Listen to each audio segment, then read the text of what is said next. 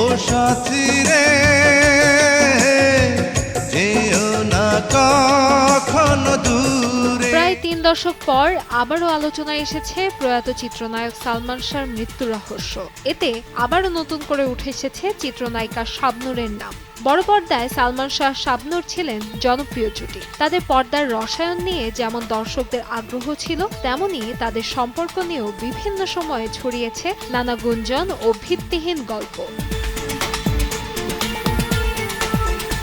সম্প্রতি সালমান শাহ হত্যা মামলায় খল অভিনেতা ডন গ্রেফতার হওয়ার পর বিষয়টি নিয়ে আবারও কথা বলেছেন সালমানের মা নীলা চৌধুরী। এ সময় ছেলের সঙ্গে শাবনূরের সম্পর্ক নিয়েও মন্তব্য করেন তিনি। সালমান শাহর সঙ্গে শাবনূরের কোনো প্রেমের সম্পর্ক ছিল না, বরং শাবনূরকে নিজের ছোট বোনের মতোই দেখতেন সালমান।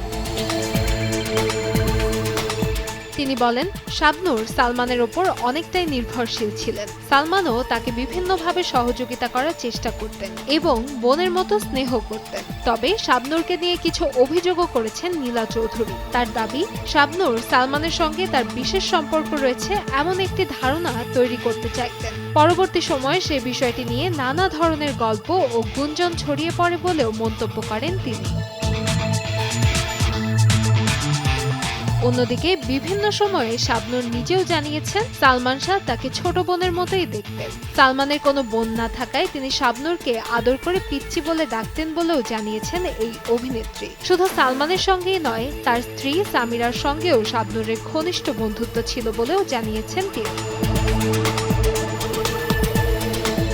সালমানের সঙ্গে কাজের স্মৃতিচারণ করতে গিয়ে শাবনূর জানান, শুটিংয়ের ফাঁকে তারা সবাই মিলে আনন্দ আড্ডায় সময় কাটাতেন। কক্সবাজারে শুটিংয়ের সময় রাতে সাগর পাড়ে ক্যান্ডেল লাইট ডিনারের আয়োজন করা হতো বলেও জানান শাবনূর। সেখানে উপস্থিত থাকতেন দুই পরিবারের সদস্যদের পাশাপাশি সহশিল্পী ও পরিচালকও।